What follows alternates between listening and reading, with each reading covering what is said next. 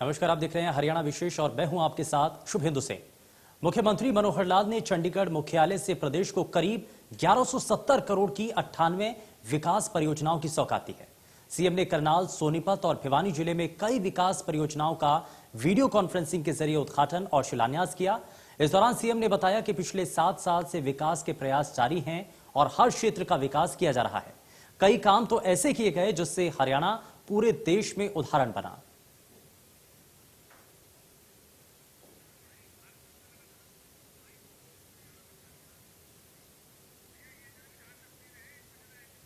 और 4 तस्वीरें आप देख रहे हैं कुरुक्षेत्र, फरीदाबाद, पंचकुला और करनाल की, जहां पर मुख्यमंत्री के द्वारा वीडियो कॉन्फ्रेंसिंग के जरिए उद्घाटन और शिलान्यास किया गया है और अलग अलग जिलों को ये 98 परियोजनाओं की सौगात दी गई है और इस सब के लिए 1170 करोड़ रुपए खर्च किए जाएंगे। और इससे ये माना जा रहा है कि इन जिलों के अंदर हर क्षेत्र का विकास करने का जो सपना देखा गया है, जो कोशिशें की गई हैं, वो सार्थक होती हुई नजर आएंगी।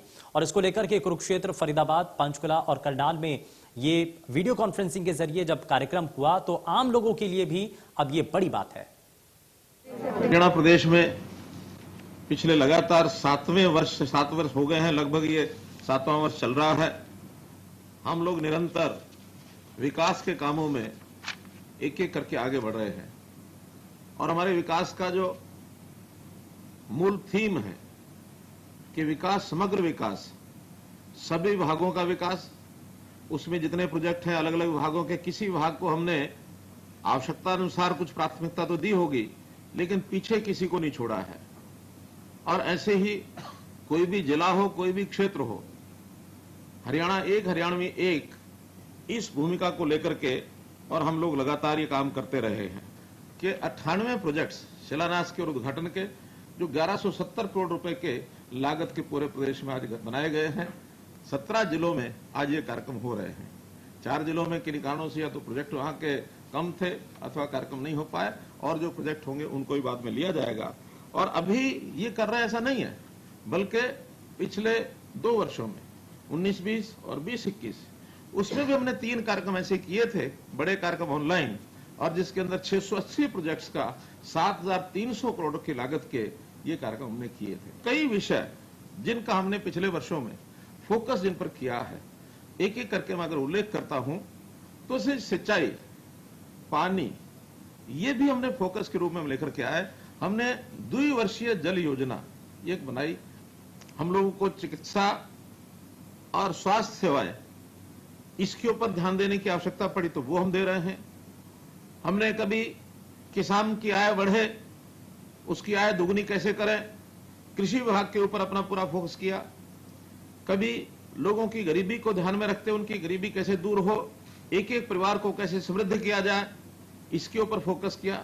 और बहुत से क्षेत्रों में तो मुझे गर्व है इस बात को बताते हुए आपको कि हम देश के अन्य प्रांतों के लिए भी एक उदाहरण हमने प्रस्तुत किया है। बहुत सी चीजें वो भी हमारी जो है वो यानी उस चीज को फॉलो कर रहे हैं।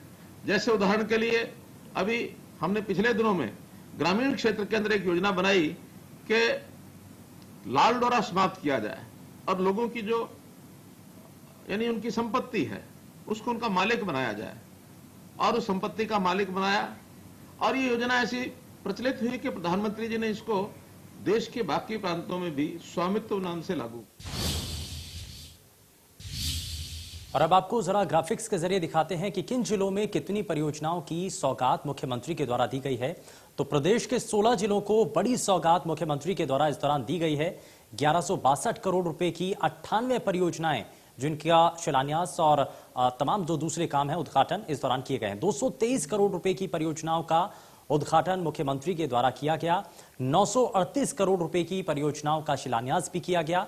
तो इस वक्त प्रदेश के मुखिया की तरफ से ये अलग अलग जगहों को, करनाल को 500 करोड़ रुपए की परियोजना इस दौरान सौगात के तौर पर मिली है। फरीदाबाद को 30 करोड़ से ज्यादा की परियोजनाओं का तोहफा मिल पाया है। तो मुख्यमंत्री के द्वारा ये कोशिशें की गई। चरखी दादरी को 12 करोड़ रुपए की विकास परियोजनाएं आप यहां पर दी गई हैं। सिरसा के लिए 68 करोड़ रुपए की 8 परियोजना इस दौरान सैंक्शन की गई हैं और इस पर सोनीपत, भिवानी के लिए भी कई परियोजना इस दौरान दी गई हैं।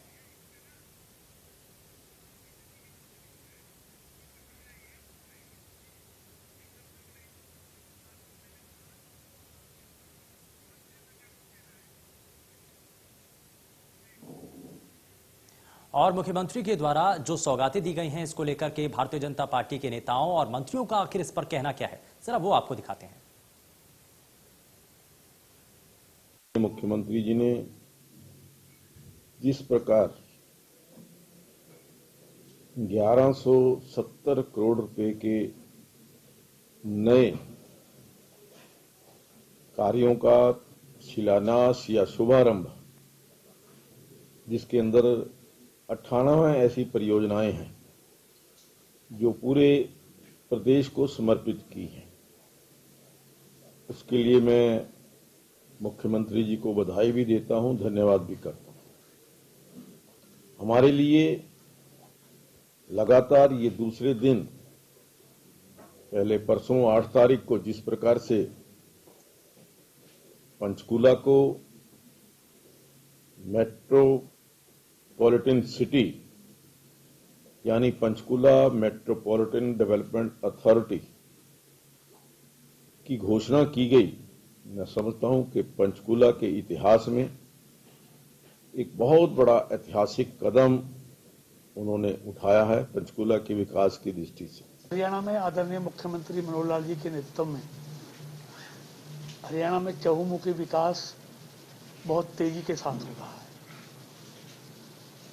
और प्रदेश का कोई कोना ऐसा नहीं है जो विकास से अछूता रहा हो, चाहे शिक्षा का क्षेत्र हो, चाहे स्वास्थ्य का क्षेत्र हो, चाहे सड़कें हो, चाहे पीने का पानी हो, चाहे कोई भी क्षेत्र हो, हर क्षेत्र में ऐतिहासिक काम पिछले 7 साल में हरियाणा में देखने को मिला। गढ़ी के अंदर मेरे लोकसभा क्षेत्र के अंदर भी आज चाहे कैथल है और चाहे कुरुक्षेत्र है, यमुनानगर है, उसमें भी लगभग करोड़ों रुपए के विकास कार्यों की आज उद्घाटन हुए हैं, जनता को समर्पित किए गए हैं। मैं आदरणीय मुख्यमंत्री जी का बहुत बहुत धन्यवाद करता हूं कि उन्होंने जो विकास की गति को इस कोरोना के समय के अंदर जब हर व्यक्ति प्रभावित हुआ है, परंतु विकास की गति उसी गति से चलती रही है। आदरणीय मुख्यमंत्री मनोहर लाल जी की दूरदृष्टि के कारण हरियाणा प्रदेश आगे बढ़ रहा है। आज प्रदेश के मुख्यमंत्री मनोहर लाल जी ने पलवल जिले के 5 शिलान्यास रखे हैं और जिनकी लागत 45 करोड़ के आसपास है और सबसे ज्यादा होटल, हथीन और पलवल के लोगों को इसका लाभ मिलेगा और प्रदेश के मुख्यमंत्री के नेतृत्व में पूरे हरियाणा में आज 1100 करोड़ के आसपास शिलान्यास रखे हैं और मैं इस बात को मुख्यमंत्री को बहुत बधाई बहुत मुबारक कि पलवल जैसे इलाके को हमेशा समानता सब जिलों के बराबर जो सम्मान मिला है और पलवल और फरीदाबाद के लिए मुख्यमंत्री को पहले भी कभी नहीं छोड़ी। सीएम मनोहर लाल ने इस दौरान खरीफ की फसलों की एमएसपी बढ़ाने पर प्रधानमंत्री मोदी का धन्यवाद किया। तो मैं आज इस अवसर पर प्रधानमंत्री जी का धन्यवाद भी करता हूं और किसानों को बधाई भी देता हूं कि हमारी कल 16 फसलों की जो खरीफ की फसलें हैं उनकी जो एमएसपी है उसको बढ़ाया गया है। उसमें चाहे धान है, ज्वार है, बाजरा है, रागी है, मक्का है, अरहर है, मूंग है, उड़द, मूंगफली, सूरजमुखी, सोयाबीन, तिल, रामतिल, कपास, ये सब फसलों पर किसी का 5% तो किसी का 6%, किसी का 4%, इन सब फसलों के ऊपर और जो है उन्होंने रेट बढ़ाए हैं। तो इसके लिए मैं प्रधानमंत्री जी का बहुत गृह मंत्री अनिल विज ने किसान आंदोलन को लेकर किसान नेताओं पर जमकर निशाना साधा और विज ने कहा कि किसान का एजेंडा अब कृषि कानून नहीं है बल्कि कोई गुप्त एजेंडा है। सरकार पहले भी कई बार किसानों से चर्चा कर चुकी है, लेकिन किसान अब तक कृषि कानूनों में कोई आपत्ति नहीं बता पाए हैं। तोमर जी ने बिल्कुल साफ कहा है कि हमारे दरवाजे खुले हैं। सरकार ने कभी भी अपने दरवाजे बंद नहीं किए। 11-12 दौर की चर्चा भी हुई है, लेकिन किसान नेता एक बार भी उनकी आपत्तियां क्या हैं ये बता नहीं पाए। 3 बिलों में उनकी आपत्तियां क्या हैं वो बता नहीं पाए हैं। वही बात उन्होंने कही है कि आप बताएं कि क्या आपत्तियां हैं, तो वो बता नहीं पाते हैं। इसी से ये लगता है कि इनका एजेंडा 3 बिल ना होकर कोई गुप्त एजेंडा है। कृषि मंत्री जेपी दलाल ने कहा कि प्रदेश में किसानों के हित में सरकार लगातार बड़े और अच्छे कदम उठा रही है। उन्होंने कहा कि नई तकनीक से फसलों की सिंचाई में पानी का कम इस्तेमाल होगा, जिससे दक्षिण हरियाणा को काफी हद तक फायदा होगा। प्रदेश सरकार किसानों के उत्थान और विकास के लिए कई योजनाओं पर तेजी से काम कर रही है। एमएसपी का आप डाटा निकाल लीजिए तो नेट पे है। कांग्रेस के टाइम में क्या था, 2013-14 में, आज क्या है। कांग्रेस के वक्त में ज्यादातर इन चीजों की खरीदी नहीं होती थी। एमएसपी तो कहीं दूर बात, ना वो दाल खरीदते थे, ना वो सूरजमुखी खरीदते थे, ना कपास की थोड़ी सी खरीद होती थी। फिर ये आज 16 फसलों का एमएसपी दिया है, इसमें से 8 को तो खरीदते ही नहीं थे। भारत सरकार का डाटा देखिए कि जो मोदी जी ने 6 साल में आने के बाद में उससे पहले जो खरीद होती थी उससे दुगुना 2.5 गुना ज्यादा की खरीद की है। उससे लगभग 60%, 50%, 70% एक एक आइटम का तो मैं आपको नेट भिजवा दूंगा, सबके भाव बढ़ाए हैं। सारा फोकस ये है कि हमारा जो किसान की आमदनी बढ़ाए, ग्रामीण क्षेत्र की उत्थान हो। और मैं इस कोरोना के संकट के काल में किसान भाइयों का तहे दिल से स्वागत करता हूं कि भारत की अर्थव्यवस्था में किसी का योगदान सबसे ज्यादा है तो इस संकट के काल में किसान का है, कृषि का है। पिछली बार भी 3.7% के आसपास बढ़ी थी, इस बार भी उम्मीद है कि 3% से ज्यादा बढ़ेगी। और सारे काम कोई -20% है, कोई 15% है, कोई 12% है, लेकिन कृषि ने हमारे देश को जो है उठा के रखा है। और आज हमारे अन्न के भंडार जो है भरे हुए हैं। और हमारी नीतियों की वजह से जो आज हमें जरूरत है, जो सरकार फसल बोने से पहले जो भाव डिक्लेयर करती है, उसका परिणाम यह है कि आज हमारा किसान खुशहाल है। हमारे लिए, दक्षिण हरियाणा के लिए हमारा बिल्कुल मूल मंत्र है, क्योंकि थोड़े पानी से हम ज्यादा खेती करें। 3-4 हजार करोड़ रुपए करके माइक्रो इरिगेशन की स्कीम बनाई गई है, जिसमें दक्षिण हरियाणा के किसानों को, चाहे वो ट्यूबवेल से जुड़े, चाहे वो नहर से जुड़े, खेत में टैंक बनवाए, खेत में सोलर प्लेट लगवाए, खेत में माइक्रो इरिगेशन कराए, खेत में मिनी फुहारा लगवाए, 70 से लेकर 90% तक उसकी सब्सिडी है। बल्कि 25 एकड़ के फार्मा अगर इकट्ठा होकर कम्युनिटी का काम करते हैं, 100% हम उसको करें,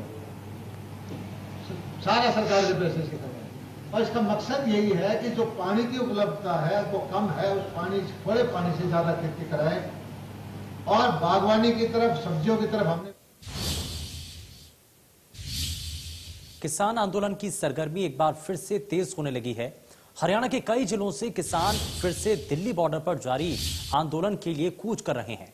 और इसी कड़ी में पानीपत से किसानों का काफिला दिल्ली के लिए रवाना हुआ और इस काफिले की अगुवाई किसान नेता गुरनाम सिंह चढ़ूनी कर रहे हैं। गुरनाम सिंह चढ़ूनी का दावा है कि 25,000 किसान दिल्ली पहुंच रहे हैं, जिसमें सिख निहंग ऊंटों के साथ शामिल हैं। वहीं सिरसा में चौधरी देवीलाल कृषि विश्वविद्यालय के गेट पर किसानों ने प्रदर्शन किया। किसानों के प्रदर्शन को देखते हुए मौके पर भारी पुलिस बल तैनात किया गया। ये हम एक दिखा रहे हैं, जैसे सरकार ये सोचती है कि अब किसानों की संख्या कम होगी, हम दिखा रहे नहीं। एक जिले से इतने किसान आ सकते हैं। करनाल से हम लेके गए, अंबाला से हम लेके गए, आज यहाँ से हम लेके गए हैं, ला रहे हैं। हजारों हजार गाड़ियां हैं। सरकार को एक दिखाने के लिए कि हमारी संख्या कम हुई है, हमारा जोश कम नहीं हुआ। बिल्कुल इतिहास रच दिया है। आज अगर देखें तो हमारी उम्मीद से कई गुना ज्यादा गाड़ियां जो है यहाँ पे पहुंच चुकी है। अभी यहाँ का जो प्रधान है हमने केवल 1 महीना पहले बनाया है और 1 महीने में इतनी गाड़ियां।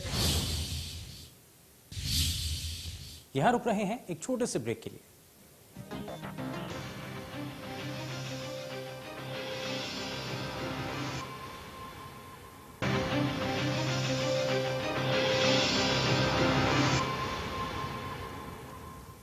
ब्रेक के बाद आप सभी का स्वागत है। शिक्षा मंत्री कंवरपाल गुर्जर ने मेडिकल कॉलेज पर बोलते हुए कहा कि मेडिकल कॉलेज का काम शुरू होने वाला है। इसके अलावा 100 बेड के अस्पताल से 200 बेड का अस्पताल बनाए जाने का काम भी जल्द पूरा होने वाला है।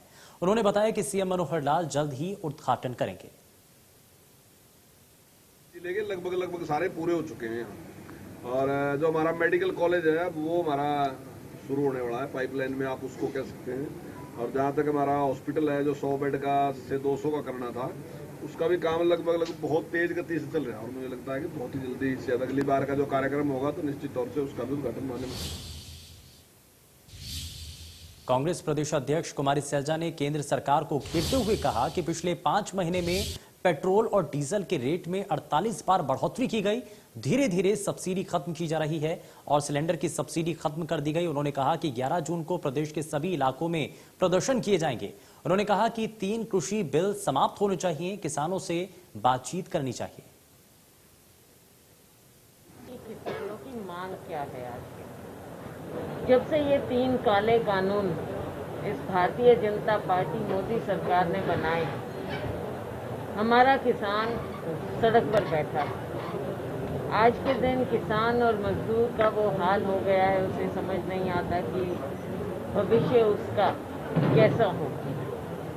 तो केवल एमएसपी बढ़ाने से बात नहीं है, बात ये है कि एमएसपी का आप कानून बनाएं और तीनों कृषि कानून आप वापस लें। यही कारण है कि इतना समय बीत गया और हमारा किसान मजदूर संघर्ष कर रहा है। समय समय पर, चाहे कोरोना हो या कुछ, हमने, हमारे साथियों ने लोगों के लिए काम करने में कोई कसर नहीं छोड़ी। हमारे यहाँ यमुनानगर जिले की भी हम बात करें, हर जगह कांग्रेस पार्टी ने मेहनत की है, सेवा की है लोगों की। और जो लोगों की बात है उनको उजागर करना है, चाहे सरकार की कमियां हो, उनको भी हमने उजागर किया है। हर जिले में हमने इन बातों को उठाया है। मैं खुद हमारे प्रभारी जी के साथ और डिप्टी लीडर के साथ राज्यपाल जी को हम मिले, हमने वैक्सीनेशन के बारे में उनको मेमोरेंडम दिया। महंगाई आसमान को छू रही है और पेट्रोल डीजल की कीमतें किस कदर बढ़ती चली जा रही हैं, ये आप देख रहे हैं। 43 बार पिछले कुछ महीने में कीमतें बढ़ी। 5 महीने में 43 बार पेट्रोल डीजल की कीमतें बढ़ी। कल हम पूरे देश में, प्रदेश में, हरियाणा में, हर जगह पर हमारे कांग्रेस जन पेट्रोल पंप के आगे इन कीमतों के, बढ़ती हुई कीमतों के खिलाफ प्रदर्शन करें। 11 जून को हरियाणा विद्यालय शिक्षा बोर्ड का 10वीं का परिणाम घोषित किया जाएगा। बोर्ड अध्यक्ष प्रोफेसर डॉक्टर जगदीश सिंह ने इस पर जानकारी दी है। कोरोना महामारी कारण से जो विशेष परिस्थितियां बनी, उसमें माननीय प्रधानमंत्री जी ने और माननीय मुख्यमंत्री जी ने भी अपनी हरियाणा की 10वीं 12वीं की परीक्षाएं रद्द करने की घोषणा की। उसके बीच फिर एक दुविधा है कि परीक्षा परिणाम किस प्रकार दिया जाए, लेकिन हम खुशकिस्मत है कि उस समय महामारी थोड़ी कम थी, तो मार्च के महीने में जो हमने प्रैक्टिकल परीक्षाएं ली और आंतरिक मूल्यांकन के अंक विद्यालयों से प्राप्त किए, वो सब हम लगभग सभी विद्यार्थियों के प्राप्त कर चुके थे। इस परीक्षा के लिए लगभग 3,12,000 विद्यार्थी रेगुलर थे और लगभग 10,000 के आसपास विद्यार्थी जिनकी एक विषय में कंपार्टमेंट थी, इस प्रकार के विद्यार्थियों ने परीक्षा दी है। कुल मिलाकर 3,22,000 ऐसे विद्यार्थी थे जिन्हों का इस परीक्षा परिणाम का प्रतीक्षा थी। अब विद्यालय भी खुल गए हैं, अध्यापक भी आ रहे हैं और विद्यार्थी एडमिशन लेना चाह रहे हैं, तो उन परिस्थितियों को ध्यान करते हुए माननीय मुख्यमंत्री जी और हमारे शिक्षा मंत्री जी ने मुझे अनुमति दी है कि मैं 10वीं कक्षा का परीक्षा परिणाम घोषित कर दूं। प्रत्येक विद्यार्थी 11 जून को बोर्ड की वेबसाइट पर अपना। गुरुग्राम में डीटीपी विभाग ने अवैध निर्माण पर बड़ी कार्रवाई करते हुए 6 एकड़ जमीन पर बन रही अवैध कॉलोनियों को जमींदोज कर दिया। दरअसल सेक्टर 78 की प्राइम लोकेशन पर बिल्डर ने अवैध कॉलोनी काटी थी, जिस पर धड़ल्ले से अवैध निर्माण जारी था। डीटीपी विभाग जब कार्रवाई कर रहा था, तभी वहां पूर्व विधायक उमेश अग्रवाल और उनके समर्थकों ने इसका विरोध किया। पुलिस ने उमेश अग्रवाल के समर्थकों को विरोध करने पर हिरासत में ले लिया है।